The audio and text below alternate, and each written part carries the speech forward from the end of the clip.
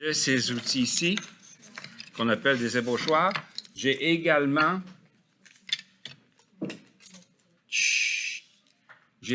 ici ce qu'on appelle des couteaux. Ça, habituellement, on s'en sert plus pour la peinture, mais ça peut servir également parce que c'est des objets, c'est plus fin un petit peu. Des fois, on peut s'en servir pour le modelage. Okay?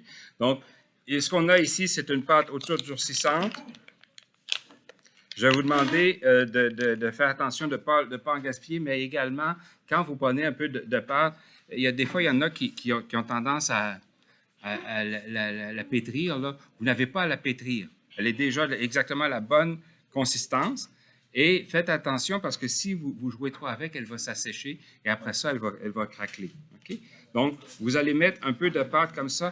Des fois, si votre dépendant, si c'est trop lisse, des fois, ça peut être utile de mettre un petit peu de colle de papier mâché avant pour éviter que ça se décolle.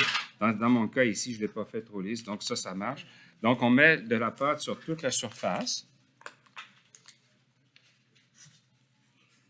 Et à un moment donné, on va vouloir faire un endroit pour les yeux. Donc, je vais prendre cet outil ici, un des ébauchoirs. Je vais faire un creux comme ça ici. Je vais placer les yeux. Oups, j'ai touché la caméra. Je vais essayer de faire l'endroit pour les yeux au bon endroit. À peu près, on se souvient, les proportions. Les yeux, c'est à mi-chemin par rapport à l'ensemble de la tête. Ici, donc, vous voyez, il y a différents côtés sur les ébauchoirs. Donc, selon ce que vous voulez faire, vous prenez un côté ou un autre. Vous repoussez la pâte ici quand vous voulez faire le nez. Vous pouvez vous servir de vos doigts également. Ça marche?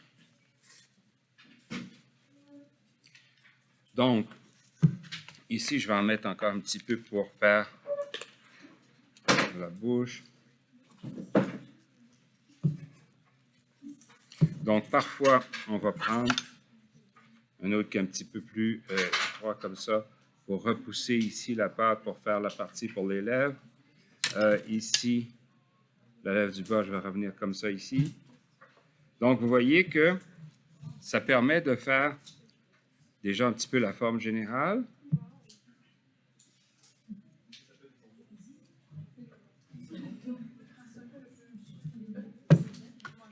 Donc,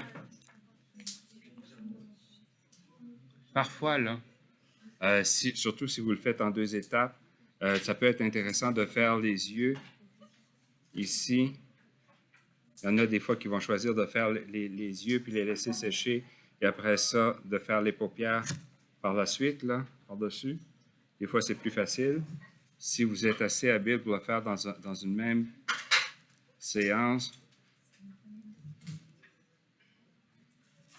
vous pouvez, une fois que vous avez fait les yeux, faire une petite forme aplatie comme ça pour venir par-dessus pour faire la paupière. Un petit peu comme ça. Donc, ça demande du contrôle. À peu près comme ça. Donc, même chose pour la paupière du bas, à peu près comme ça. Est-ce que tout le monde comprend le principe? C'est un petit peu comme si... Oui, c'est bon?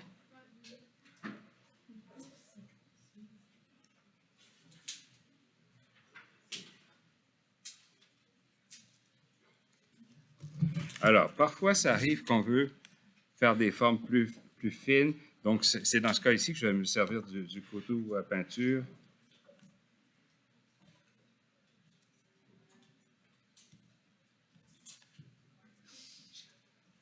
C'est plus souple, ça permet parfois de faire des formes plus lisses.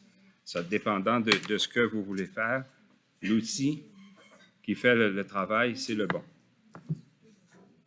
On comprend le principe? C'est bon? OK.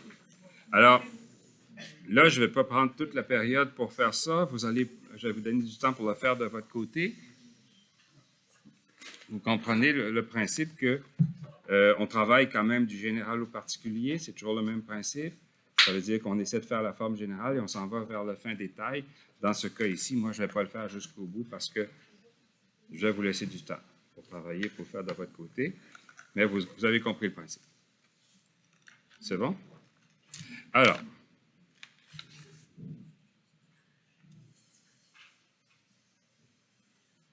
qu'est-ce qui arrive là? C'est bon? Donc, on va s'arrêter là-dessus et je vais vous revenir tout à l'heure pour faire les mains.